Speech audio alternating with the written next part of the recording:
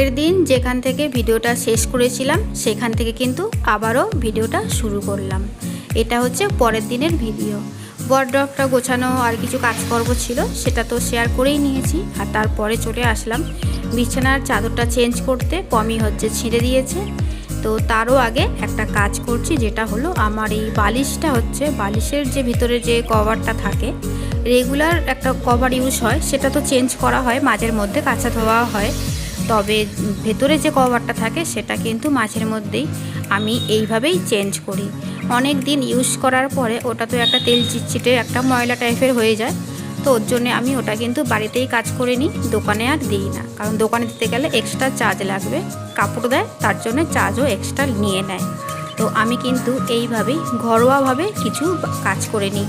যেমন এই বালিশটা আজকের বানিয়ে নিলাম, তুলোগুলো ভরে নিলাম। এবার আমি ভালো করে ওটা সেলাই করে নেবো, নিয়ে এর ওপরেই কিন্তু কভারটা দিয়ে দেব। তাহলে বেশ ভেতরে যে কভারটা থাকে একদম সুন্দর এবং পরিষ্কার হয়ে গেল। আর এটা চেঞ্জ করাতে কিন্তু বালিশটা কিন্তু আরও নরম হয়ে গেল, যেটুকুনি ধুলো ময়লা থাকে বেরিয়ে যায় এবং তুলোগুলো কিন্তু সফট টাইপের হয়ে যায়। আর এটা আমার কী তুলো বলো তো, টেরিলিয়াটের ভেতরে যে তুলোগুলো থাকে, তো সেই তুলো দিয়ে কিন্তু আমার বালিশ বানানো। তো বালিশটা আমি এখন সেলাই করে নিয়েছি, এবারেও আমি কভারটা ভরে নেব। আর এটা হচ্ছে বাবুর বালিশ। আমাদের সব বালিশগুলোই আমি কিন্তু এইভাবেই মাঝের মধ্যে ভেতরের কভারটা চেঞ্জ করে নিই। ওটা তো আর সবসময় খুলে কাচা ধোয়া যায় না, যেটা বাইরে থাকে সেটা তো কাচা ধোয়া হয়, তবে ভিতরের কভারটা আমি কিন্তু এইভাবেই চেঞ্জ করি। তো দেখো বেশ কিন্তু সুন্দর এবং নরম সফট হলো বালিশটা।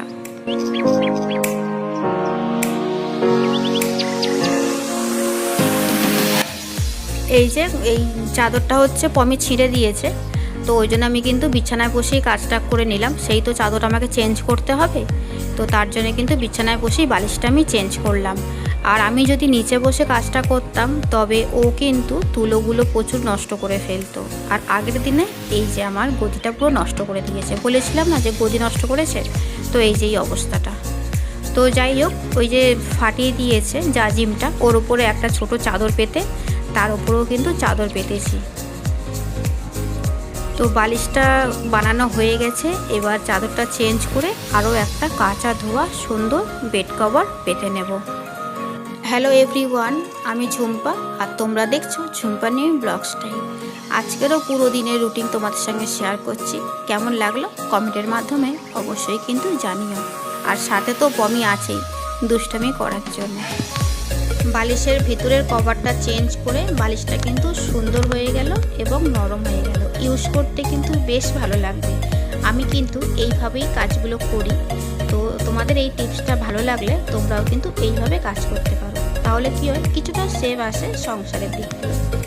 তো যাই হোক, কাঁচা ধোয়া সুন্দর একটা বেডশিট পেতে নিলাম বিছানাতে, বেশ টান টান করে, দেখতে কিন্তু বেশ ভালো লাগে। ঘরের কাজ করতে করতে কখন যে দিনটা কেটে যায় বুঝতেই পারি না।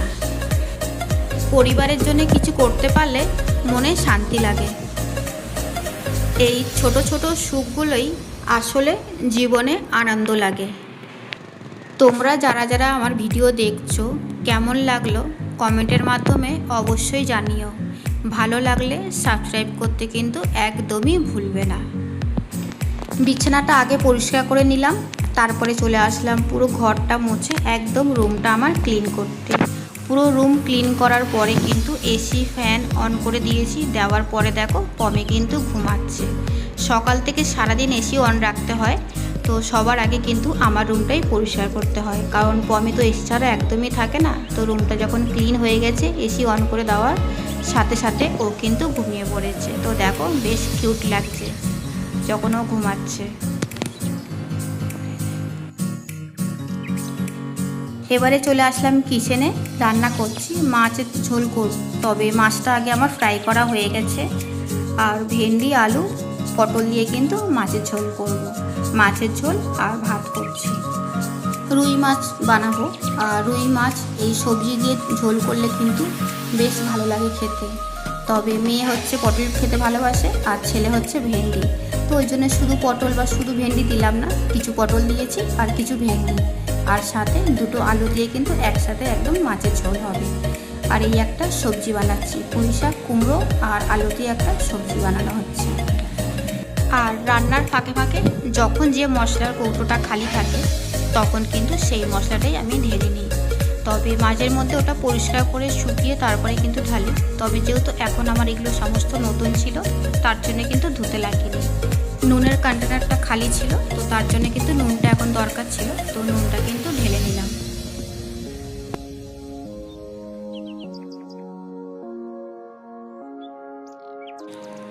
হাজব্যান্ড হচ্ছে বাড়িতে চলে এসছে দুপুরবেলা, তো বেশ কিছু আইসক্রিম নিয়ে এসছে। আর যেটা পমির জন্য নিয়ে আসা হয়েছে তো ওকে দিয়েছে, তো দেখো কিভাবে খাচ্ছে। তো ওর জন্যে যে আইসক্রিমটা নিয়ে আসা হয়েছে তো ওই জন্য ওকে দেওয়া হয়েছে। তো ভাবলাম একটু ভিডিও করে তোমাদের সাথে শেয়ার করি। এ না আইসক্রিম খেতে খুব ভালোবাসে। আইসক্রিম মানে কারোরটা দেখলেই একবার হয়েছে, ও খেয়ে নিচ্ছে, তবে আমরা যখন খাবো তখন কিন্তু আবারও আসবে। ও এত ভালোবাসে আইসক্রিম খেতে। তো যাই হোক, একটুখানি তোমাদের সাথে শেয়ার করে নিলাম ও যে কতটা ভালোবাসে। আর এদিকে দেখো আমাদের জন্য এইগুলো নিয়ে আসা হয়েছে, বাটি আইসক্রিম 10 পিস নিয়ে এসছে, যে যেটা মনে হবে যে কটা সে কটা খাবে। আর এদিকে এই মিষ্টিটা নিয়ে এসছে, এটা হচ্ছে হলুদ কালারের, কি নাম বলে ঠিক আমার জানা নেই বা এখন মনে পড়ছে না, বুঝলে তো। তো যাই হোক, ওর জন্য অন্য আইসক্রিম নিয়ে এসছে আর আমাদের জন্য এই বাটি আইসক্রিম নিয়ে এসছে। আর এই আচারের বয়ানগুলো তোমাদের দেখাচ্ছি এই কারণে, এখন তো প্রচণ্ড গরম আর একটু টক খেতে না ভীষণ ভালো লাগে আমাদের। আমরা আচারটা সবসময় খাই, এখন যেহেতু গরমের সময় বেশি আচারটা পছন্দ করি, তো 3 রকমের আচার এনে হাজব্যান্ড রেখে দিয়েছে। তো টেবিলেই সাজানো থাকে, যখন যেটা মনে হয় তখন সেটা আমরা খাই। এবারে চলে আসলাম বিকাল টাইমটায়। বিকালের যে টিফিন হচ্ছে এটাও হাজব্যান্ড এখন নিয়ে এসছে, একটা থামস আপ নিয়ে এসছে। গরমের সময় শুধু থামস আপ খাচ্ছি আর আইসক্রিম খাচ্ছি, বেশি কিছু তো খাওয়া যাচ্ছে না, আরও কিছু স্ন্যাক্স নিয়ে এসছে। আর এটা চলে আসলাম পরের দিন। 2 দিনের ভিডিও কিন্তু একসাথে পাচ্ছ তোমরা। যেটুকুনি জামা কাপড় কাচার ছিল কেচে নিলাম, আর বেডশিটটা একটু ময়লা ছিল সেটা কিন্তু ডিটারজেন্টে ভিজিয়ে রেখেছি, ওটা কিছুক্ষণ পরে কাচবো। আর যেগুলো রেগুলার যে পরা হয় কাচা হয় সেগুলো কিন্তু সাথে সাথেই আমি কেচে ধুয়ে মেলে দিচ্ছি। আর বেডশিটটা তো একটু বেশিই ময়লা হয়, ওটা ভিজিয়ে রাখলে সার্ফ এক্সেলে তাহলে কিন্তু ময়লাটা চট করেই ছেড়ে যায়।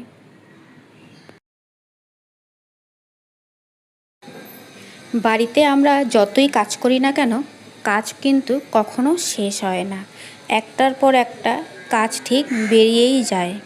আজকে যেমন ভাবলাম যে কিচেনের এক সাইডে ওয়ালটা একটু ময়লা টাইপের হয়েছে, তো সেইটাই আজকের ভাবলাম যে স্কচ ব্রাইট দিয়ে ভালো করে এটা পরিষ্কার করব। হালকা তেল চিটচিটে মতো হয়েছিল, তো কলিং দিয়ে কিন্তু এটা একদমই পরিষ্কার করা যেত না। হোয়াইট কালারের বোর্ড, তো তেল চিটচিটে আর ময়লাতে একটু কালো কালো হয়ে গেছিলো, তো তার জন্যে আমি কিন্তু ভিম জেল একটু স্কচ ব্রাইট দিয়ে কিন্তু হালকা রাফ করে আর ভেজা কাপড় দিয়ে কিন্তু ভালো করে সমস্ত মুছে নিচ্ছি। চিমনি ইউজ করলেও তাও তেলটা কিন্তু হালকা হলেও চারিদিকে কিন্তু ছড়িয়ে যায়। তো ওয়ালগুলো যদি মাঝের মধ্যে এরকম পরিষ্কার করে নেওয়া হয় তাহলে কিন্তু একদম পরিষ্কার ক্লিন হয়ে থাকবে। এখনকার মতো ভিডিওটা আমি এখানেই এন্ড করছি, পরের ভিডিওতে আবারও দেখা হচ্ছে। ভিডিওটা বেশি বাড়াবো না।